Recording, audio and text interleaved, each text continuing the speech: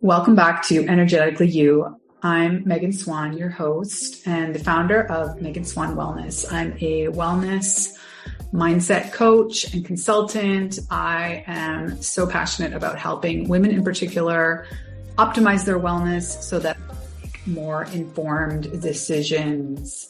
Today on the podcast, I'm excited to interview a sister duo, Megan and Nicole Smith. They are founders of Synchronicity, an intimate group program that supports members in healing trauma through microdosing. They're experts in the studies of shifting neuroplasticity, balancing one's masculine and feminine energies, utilizing meditation to calm the nervous system, reprogramming traumas through plant medicine, and the TFAR theory of mindfulness. So excited to get to know them better, and let's dive in. Welcome, ladies. I'm so excited for this conversation. I feel like there's many rabbit holes we can go down here, but let's start with some general introductions and how you sort of got to Synchronicity, and I hope I'm pronouncing that correctly. Sure. Who wants to start? Yep.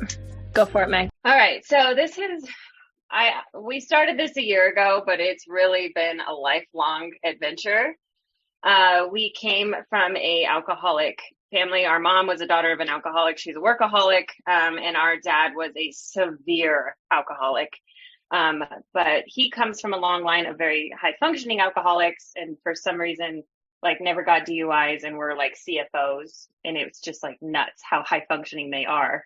And we always wondered why our dad sent us emails, send me an email to remember to do stuff because he'd be drunk all the time. So as we grew up and realized we don't have normal behaviors. When I became a yoga teacher 10 years ago was when I first realized I was such a perfectionist that I would get in front of people and completely fall apart if I screwed up on anything. And it was such self-destructive and an eating disorder. I'd had severe depression, suicidal thoughts, you name it. I had, walked through it. And then it kind of came to a head when I became a yoga teacher.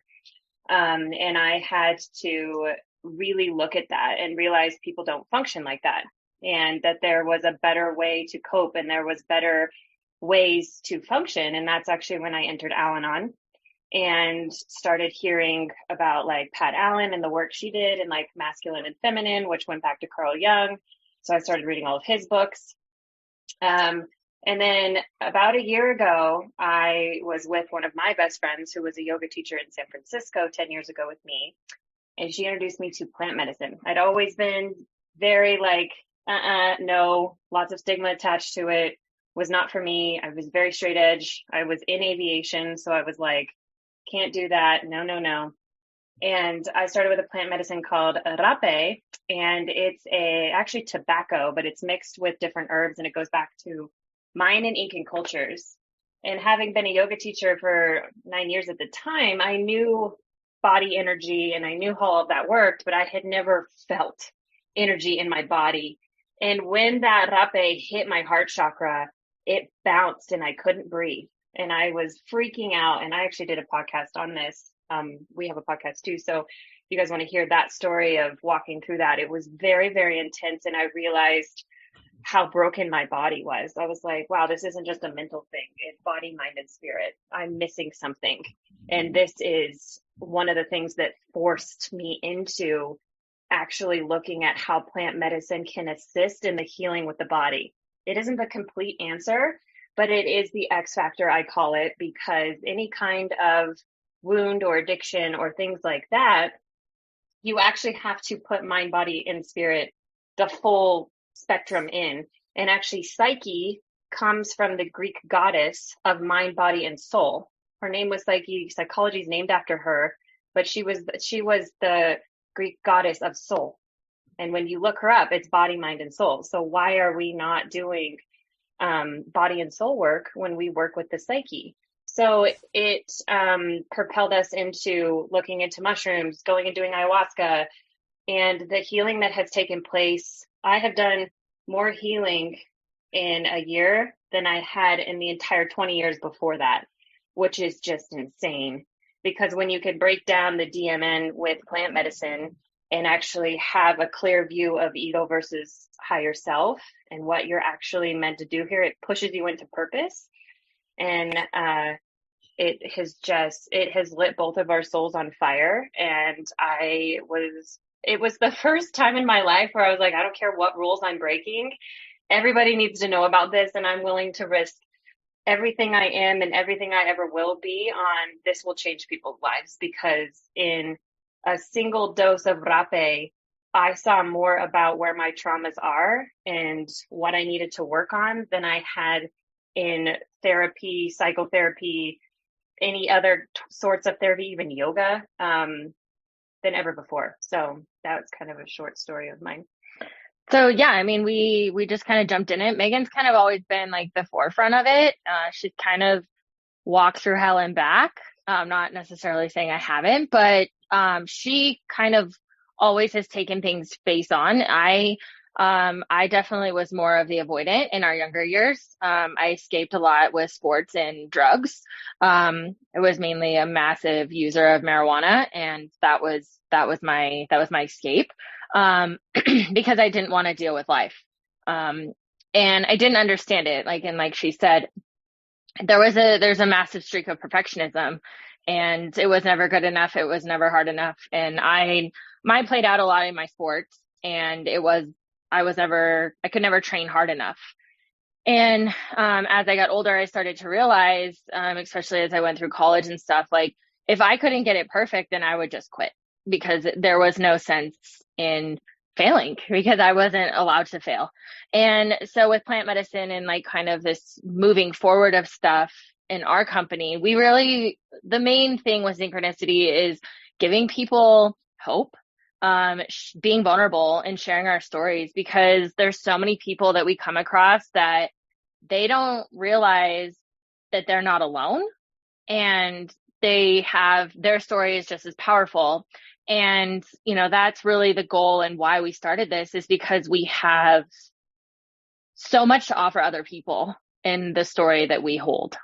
Well, everybody does. Yeah. Like, you don't realize, no matter how detrimental your story is, that when you transmute darkness or shadow or trauma into light, that you're actually transmuting the very thing that we came here to do.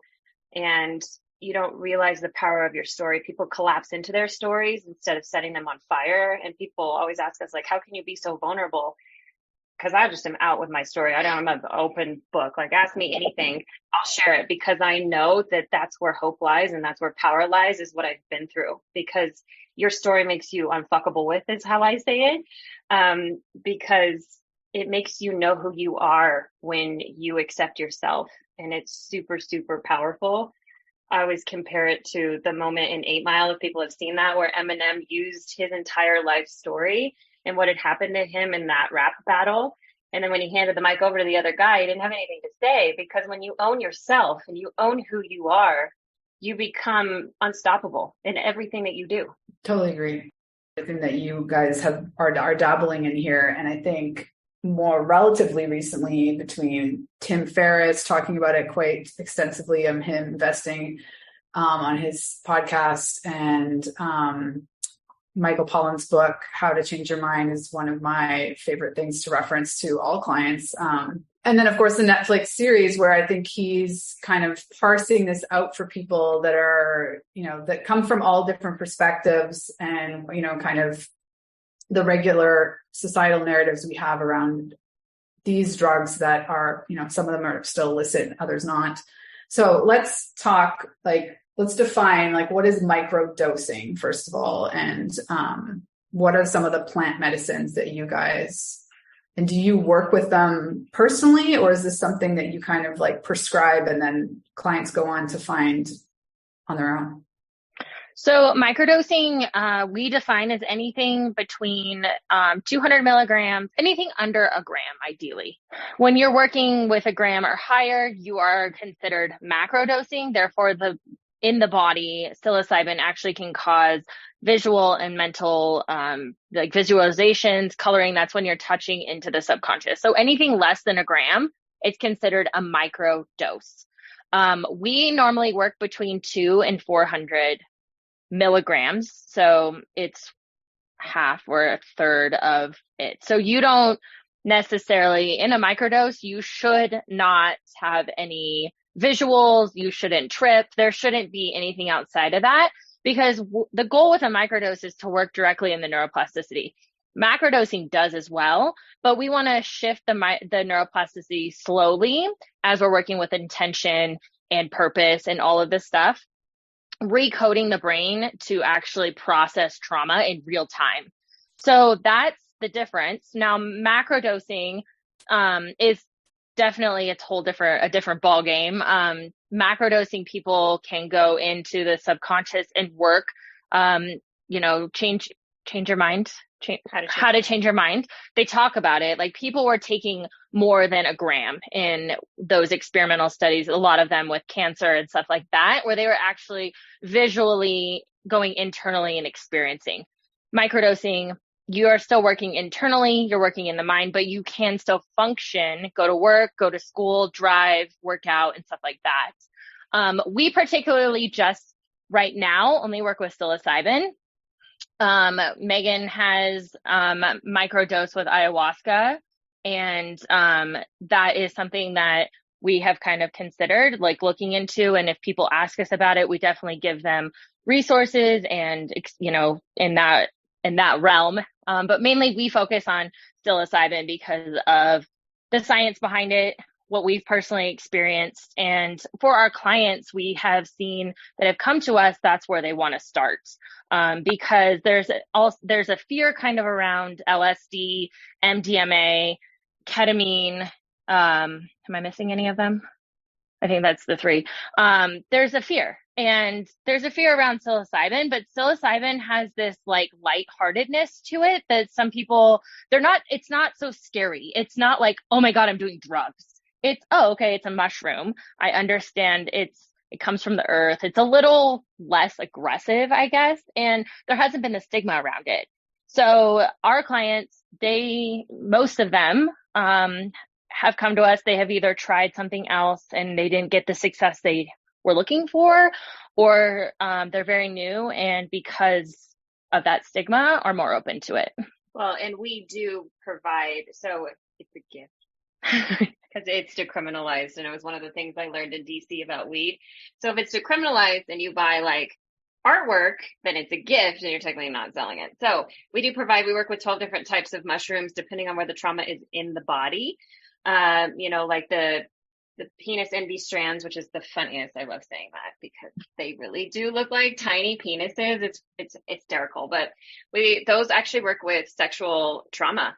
In the sacral and root chakra, and we've got like heart mushrooms and mind mushrooms because a lot of people have like mental reprogramming, like blue meanies. We work with mainly when we're trying to take people off SSR blockers and the SSRIs? No, SSRIs and the antidepressants. Yeah, antidepressants, but there was a specific one. Wellbutrin, yes.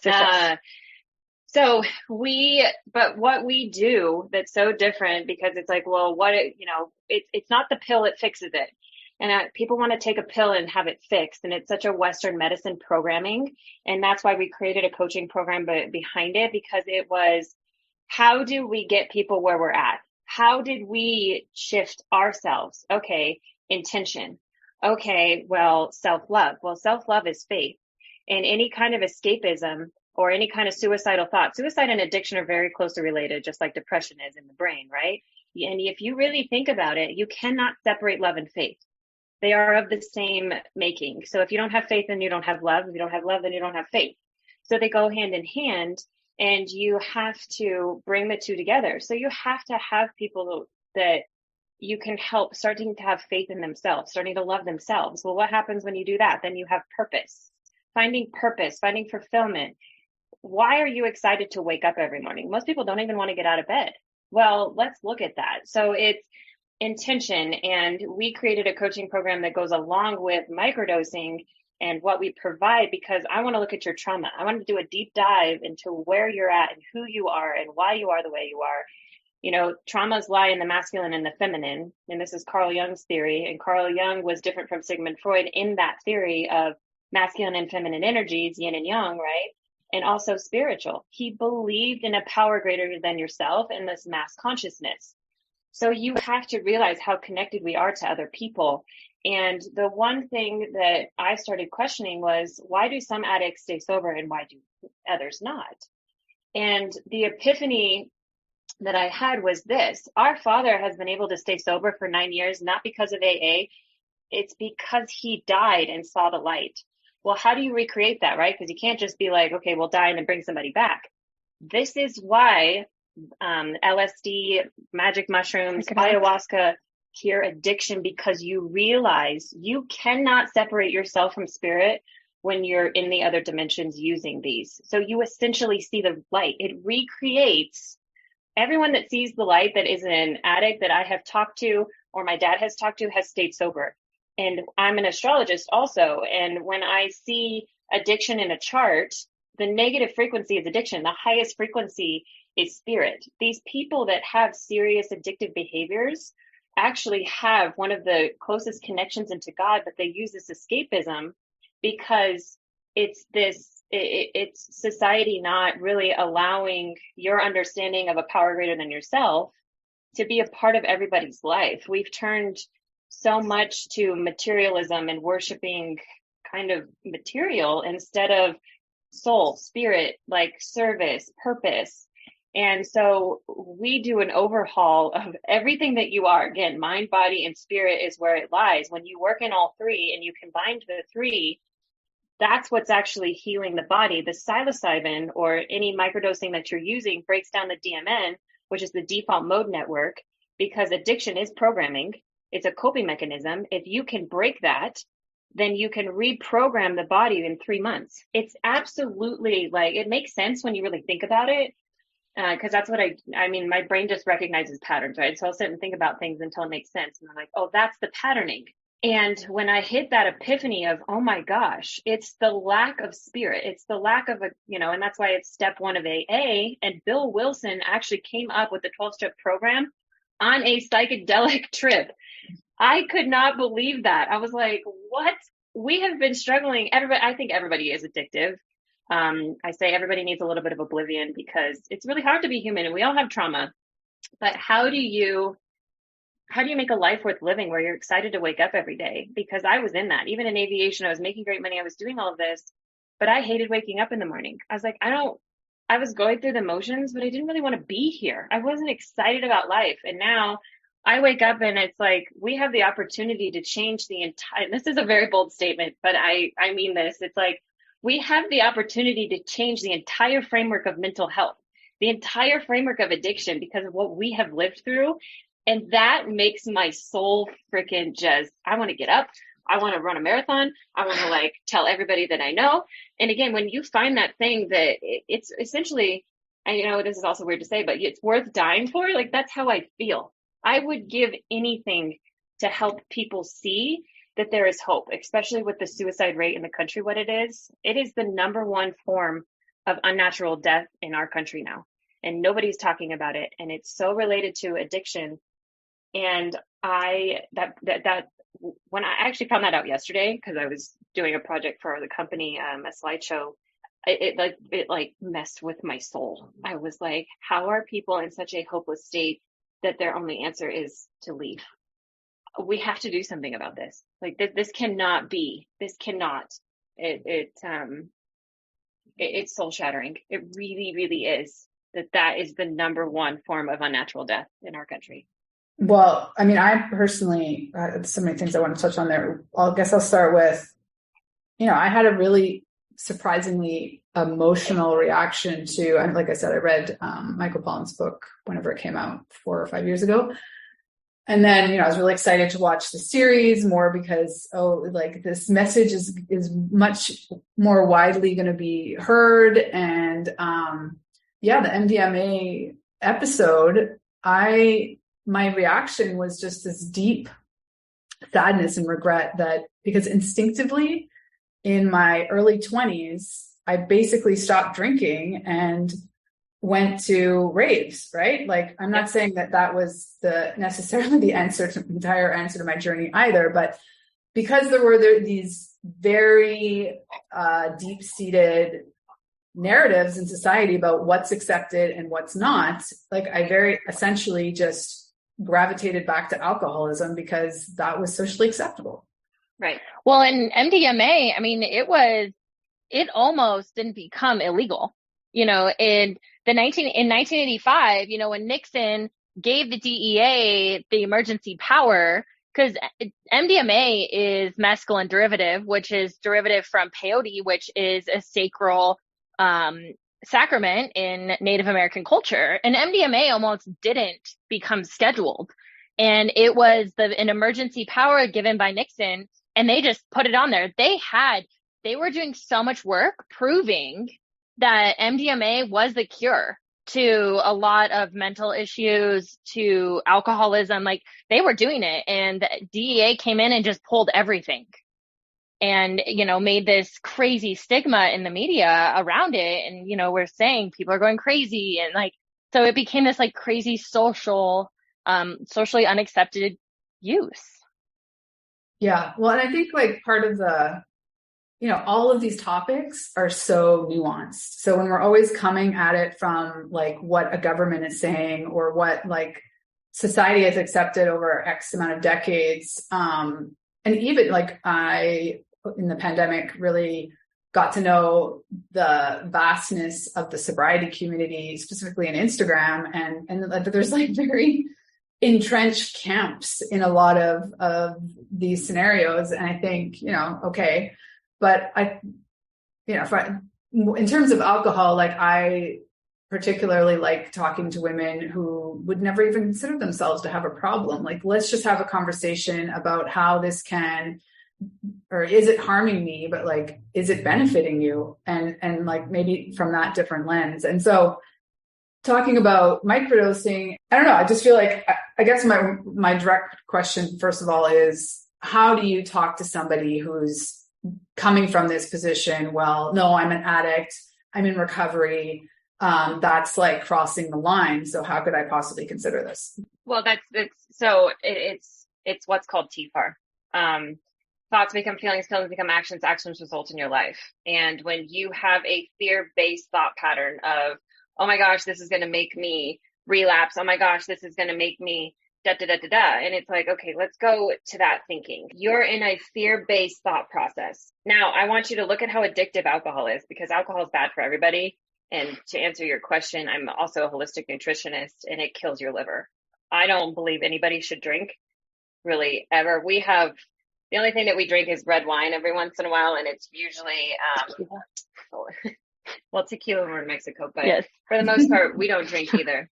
And if we do, it's European because it doesn't have the sulfates or anything in it. But alcohol, just going out and drinking, I cannot, because it's also such a low vibrational drug. I want it is, if anything should be illegal, it should be alcohol. But then, so going back to my other, psilocybin or any kind of hallucinogenic is non-addictive. So if you're worried about your addictive behaviors being triggered, it is non-addictive. It doesn't have anything to do with addiction. It plugs into the neuroreceptors in your brain and it reprograms neuroplasticity. So it's no different than taking something like a probiotic or something for your brain. So we mainly teach, and it's a huge part of our course, is TFAR. Thoughts become feelings, feelings become actions, actions result in your life. If you understand how powerful a thought is, you have a choice every time you think, right? You can't help circumstance. Circumstance happens to everybody, but you can control what you think of those circumstances. And I can go down the line of, this is going to make me relapse, this is going to da, right? You follow that narrative, then that becomes your reality. Or you follow the narrative of, this is non-addictive. This will help me expand my mind, body, and spirit. This will help me see myself in a new light, other people in a new life. It will help me understand why I'm here, what I'm doing here. And I am looking with intention to make this be something that expands self instead of collapses self. And that's an expectation. Expectations are always made in fear. Expectations are scarcity mindset. Expectations are fear mindset. Abundance, love, intention is all expansive mindset. And when you're working in the DMN and you can shift how your thought patterns work, you're changing your entire life. Even if you're in a car accident, break your leg, or something terrible happens, you can find the positive part of that, and it becomes a beautiful way of reframing every aspect of your life, because addiction, fear, negativity all follow the fear-based mindset, because it's shame. Addiction is shame. Addiction is fear. And if you choose to start being in abundance and being in highest self frequency, that can't actually exist in the same framework. So I start to tell people, you have to reframe your thoughts. When you have addictive thoughts, it's a patterning that you took on as a child. So microdosing is going to help you, or going down and doing ayahuasca or whatever it is, right? Or taking MDMA. MDMA is a heart opener. It's a beautiful, beautiful. I wish it was more mainstream. If I could get a hold of it, I'd use it a lot more. Mushrooms are just easier to get a hold of at this point, but I love MDMA. I think it's one of the most powerful heart openers. And I think every single person that we work with has heart chakra trauma, because heart chakra and heart are what alchemize the rest of the chakras. So it's super important, but it's the mind, but it's the body responding to those fears. And this is how addiction has become so prevalent in our society, is because we're taught to live in fear-based thinking. And this is why during COVID and everything, the addiction, alcohol, antidepressants went up 83% in usage. That's an astounding rate. But that's because when you're in a fear-based mindset, you fall into the same vibration, and that's alcohol, that's addiction, that's escapism, versus higher frequency, which is mushrooms, ayahuasca. These things are so expansive, but they're non-addictive. But we talk to people all the time that have a lot of fear around this. And I've talked a lot over the edge, and they take it and they're like, I'm actually so glad you talked me into that. And I tell them, and actually our dad's one of them, he still will not try mushrooms. And I'm like, you have to get out of this mindset. And it's not who you are. A lot of it too is, we were having this conversation with my dad. It's old AA.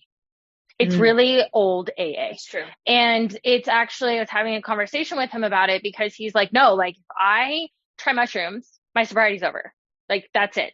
And I was like, well, but it's not. Like, and he's like, no, but it is. According to his sponsor, according to his lineage of AA. And, and I can see both sides, right? Because I can understand the very, I almost want to call it like a fraternity based boys club. I personally think one of the most powerful things about AA is the community, right? Yes, and so it's tapping into the not being accepted into the community when you make XYZ choice again, right? Exactly. Right. And that's where, and he was telling me that the old way of AA is one way. And then there's this new generation that we're starting to see come up of these Narcotics Anonymous. They're starting to kind of push the boundaries of wait a second, this isn't going to break my sobriety. This is going to help me. And so like Megan was saying, right, as we change and move forward in the thinking of what it is, it's changing the entire way we're looking at them. We're looking at addiction differently. We're looking at plant medicine differently. We're taking this old way of thinking and we're making it into a new version of, okay, we might be stepping out of the box. We may be pushing boundaries. You may not think that I'm sober now because I'm choosing this path, but people are owning it. And I think that is one beautiful thing about this new age of plant medicine, is that it's giving people the power to own it and to be like, hey, I'm using psilocybin to work through my trauma, through my whatever it is that got me into these rooms to begin with. Yeah. Well, I mean, you're preaching to the choir. I'm totally, but I have one follow-up question at just playing devil's advocate. Yeah. Someone comes with okay, well, it's not going to break my recovery promise, or it's not going to trigger me into addiction, but isn't it still escapism, which is potentially something we want to avoid? Right. And it's not escapism, because you dose, 2 days off, dose. And then once you're done with the 3 months, you have to actually do integration. So it's we've had all this neuroplasticity shift. Now you need to sit in it. You need to sit in meditation, let it integrate. This isn't something that you rely on every day. And the other thing is if you're in escapism, if you're in all of this, it's we need to look at boundaries within self. If you're blaming something outside of yourself for your problems, because addiction is trauma. Addiction is in your brain. It's in your body.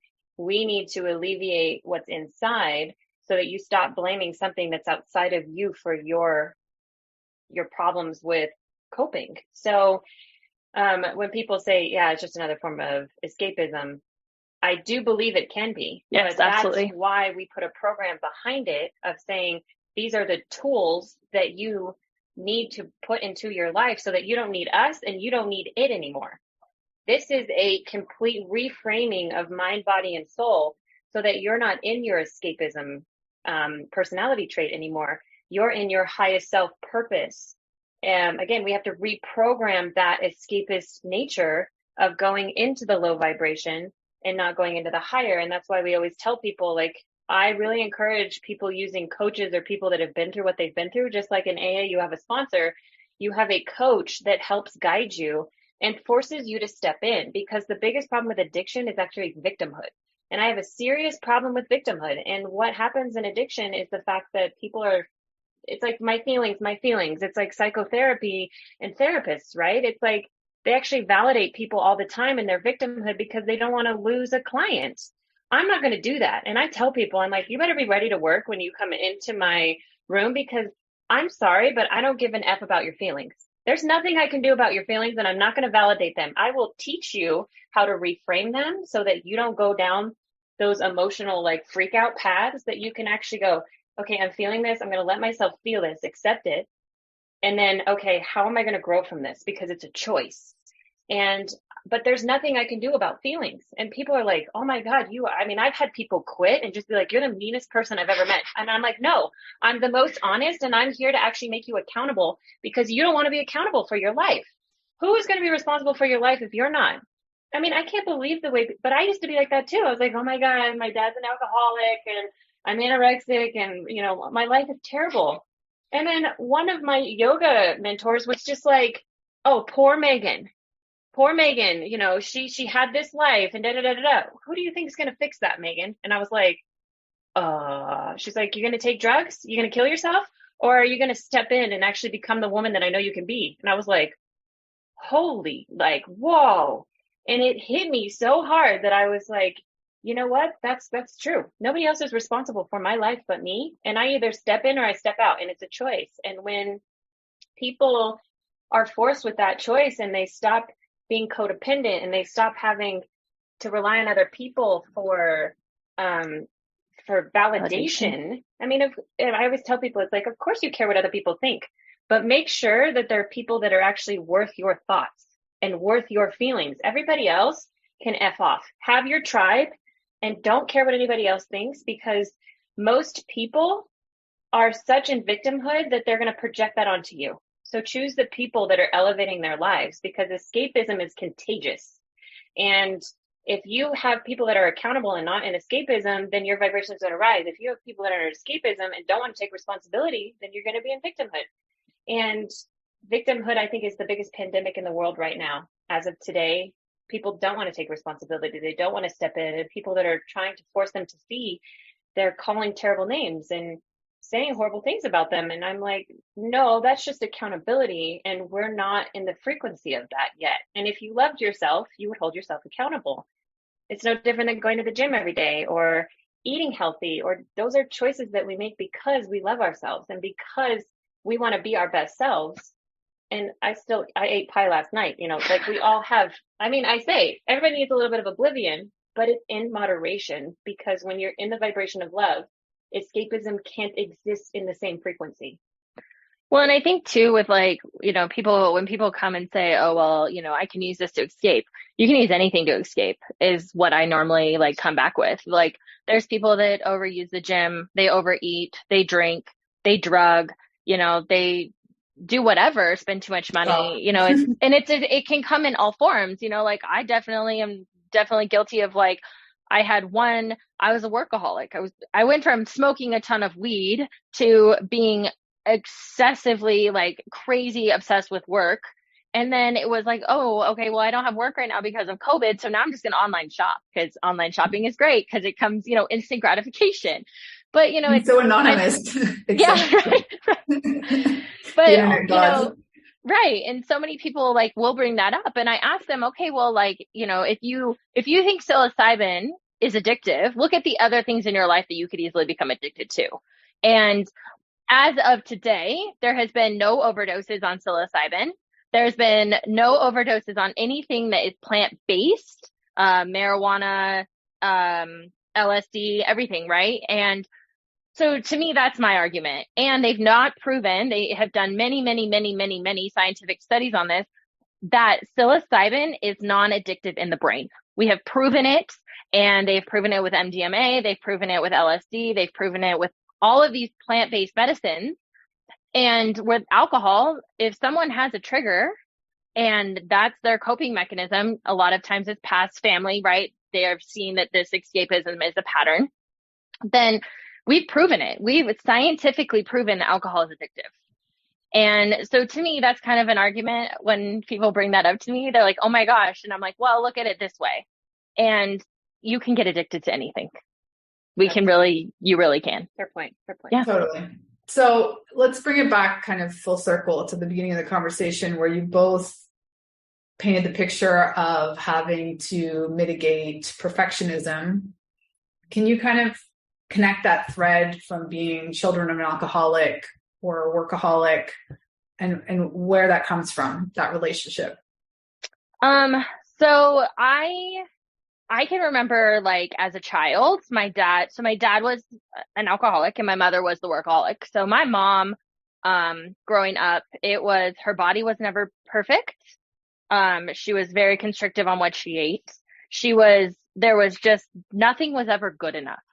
And my dad was the same way. I remember him being always like, well, the kitchen wasn't clean. Like, our chores were never good enough. There was never a threshold of like, good job.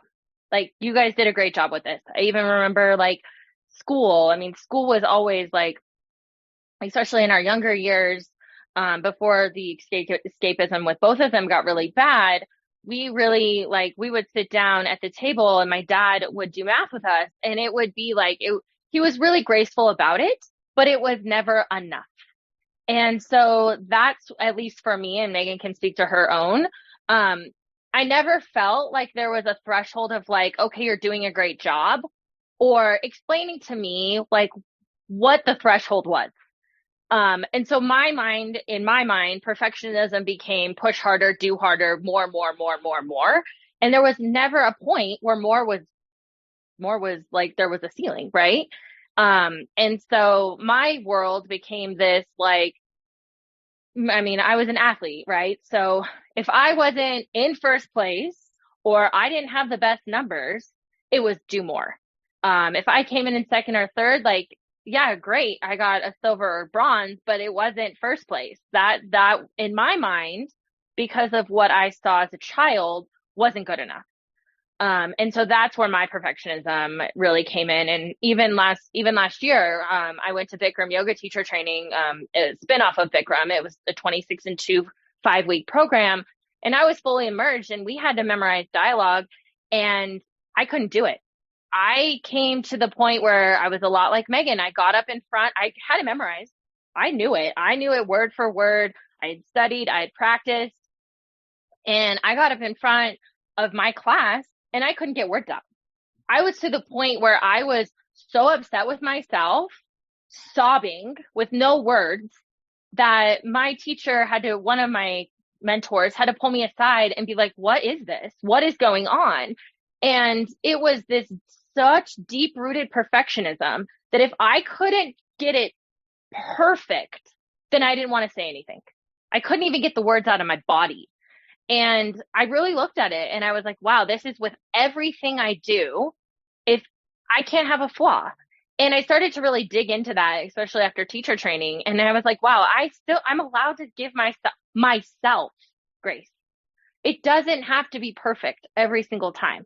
You can always go back and edit it, right? Or you might not have a perfect day, but you can look at it and say, okay, it's the TFAR, right? It's looking at it, hey, I didn't do the best, but I can definitely tweak it for tomorrow and try my best tomorrow. It's never going to be perfect. Perfectionism is not possible. At least in my own, I have yet to find it. And I've honestly found I've stopped seeking it. And when I really dropped in and started accepting myself that I'm flawed, but I'm exactly the way my higher power made me, God, I have all of the tools. I don't need to be perfect. And I think that our society has really pushed perfectionism and like this idea of what you're supposed to be. You get on social media, you see celebrities with like flawless skin and perfect bodies. And it's really a sickness. It's really a form of addiction, to be honest. Well, it's for what I have watered it down to is control. Hmm. When you grow up in chaos and you never know what mood your dad's going to be in, what mood your mom's going to be in, you start to try to manipulate yourself so that there's not reaction in your home. And so for me, it was trying to control myself and that in that sense actually manipulate other people's emotions. And since I'm the only one that I can control, it came out being a severe eating disorder. It came out being a perfectionist because if I'm perfect, then I'm not going to trigger them, and then I won't have to deal with the aftermath. And then I would bottle my own emotions to the point where I actually like started like burning and cutting myself because I couldn't actually like push my emotions out without having a severe reaction. So then I started physically hurting myself because it felt like a release, but it was all about control. And so as I've started microdosing and doing plant medicine and realizing you start to turn over that control, that we really don't have the control, like control is actually an illusion. And that was the hardest thing for me to fathom was the fact that it's all an illusion. It's all how you're interacting with something and how you're projecting and how people are projecting onto you. And if you don't actually internalize other people's stuff, like I have very strict boundaries energetically now, where it's like, if you're having a bad day, like I'm then taking myself out of that if you're going to treat me in a certain way. And that's not control, it's boundaries. And what I had to learn and what, addiction and everything with escapism doesn't have is boundaries. Addiction cannot live where boundaries exist. And that's been the biggest lesson for me in my own addictive behaviors and my own issues, because eating disorders are addiction, burning and cutting is addiction, it's suicidal thoughts, it's all the same. But relinquishing that control and taking a second to be like, there's a power greater than myself. I am here for a reason. I know that I'm here for a reason. And during my ayahuasca ceremony, I had a big epiphany where it was actually talking about your body and your mind and who you are, because we're so much more than what I call these blood bags. Like what we are is blood bags, right? We look the way we do because it was divine design to do what you came here to do. You're given the gifts that you're given and the challenges that you're given in order for you to be of highest service to self and to others. But it's through the transmutation of your own self and how you interact with it. But to hate self or try to control or manipulate self is actually a sin against God, because you are divinely created down to your cells, your fingernails, every piece and strand of hair is by divine design. And to hate even a piece of it is to hate essentially like your understanding of God. And I just remember being like, holy, like skin color, everything is completely divine. And when you realize like, whoa, like that takes so much pressure off of you for every reason. It's just like, wow, okay, so as long as I start living in alignment and what really sets me on fire, like mushrooms and things like that, when I feel in alignment, I don't have to have control. I just have to know I'm in the right place and trust that everything else will fall into place because there is mass consciousness. There's divine design. The universe is intelligent. And when you start to trust yourself and your higher power and the universe and the mass consciousness, oh my, it takes a weight off of you that's just like, I don't need to escape. I'm right where I'm supposed to be. And, all of that stuff that happened when I was a kid, most people, it's happened to in one way or another. And when I step forward in that empathy and in that understanding of, I come from an addictive background, I come from myself, really harming myself. and hating myself and not wanting to be here. But when I shift that frequency, I open up space for other people to do that when I'm not in a controlling, shame-driven environment, because that's where our parents were at. And I don't choose to be a part of that ideology essentially anymore. So, but mine was mainly just control issues. It was unbelievable, the perfection and also just the selfishness that existed in that, because perfectionism and all of that, it was all about me. Oh my God, I'm not perfect. And it's like, well, you're a yoga teacher or you're a coach. It's not about you. It's about holding space for them. And it's about embodiment. Like if you embody something, you're going to inspire other people to embody themselves, because you're challenging them to rise to your frequency. And so I've learned a lot about just embodiment, because our parents copied their parents, and that's why they became addicts. They embodied addiction.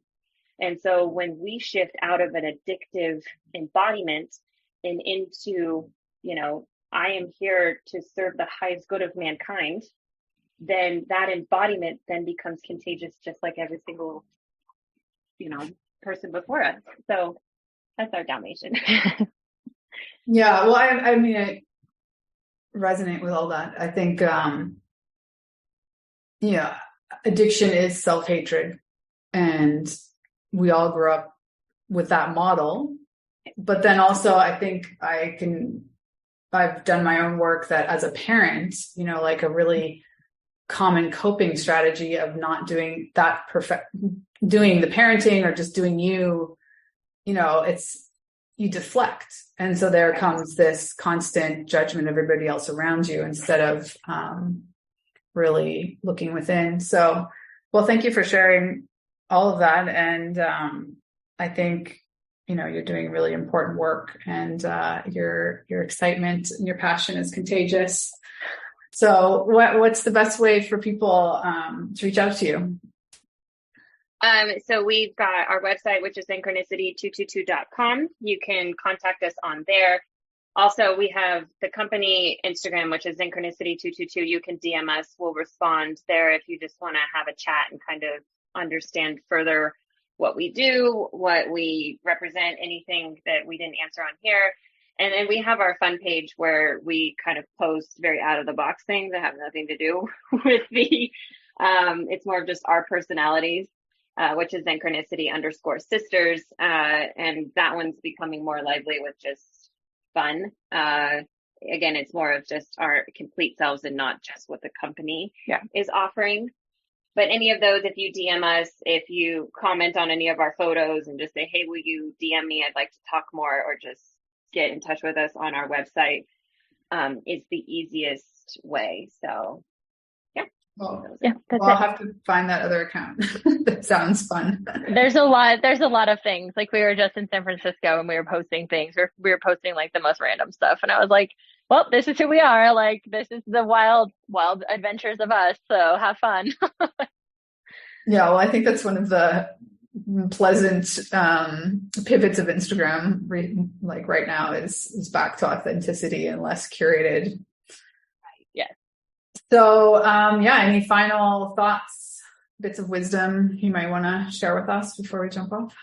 I think just reminding people like they're not alone, that their story is important, and to live it and to be in their, like to embody it, because like we said, there's not one single person that probably on this planet that can't relate to you. Well, yeah, your shadows are your gifts. Always understand that anything bad that you've been through, if transmuted and understood correctly, is where your gifts lie. So never, it's important to ask like why, but also understand that we're all in this together, and there's hope. There are people that are on the front lines fighting for everybody that feels like they aren't worthy of being here. And it makes me emotional, because it's like, God, that touches my soul, because I've been there, and now I'm on the other side of it, and it's like that there is hope. And it's that love, like get a dog, like anything that you can do to get on the path of love, even if it's not contacting us, even if it's not, working with plant medicine, the thing that counteracts all negativity is love. If you can love yourself and you can love your story and your life, it will change your life. Love is the antidote to everything negative. And that's the biggest message and the biggest thing that we want to get across is that love will heal. Love heals all wounds. And we've made it our life mission to make sure more people are loved in this world and feel that. So, no, I said thank you so much for having us, Megan. We appreciate it, and we appreciate the work that you're doing as well. So keep it up.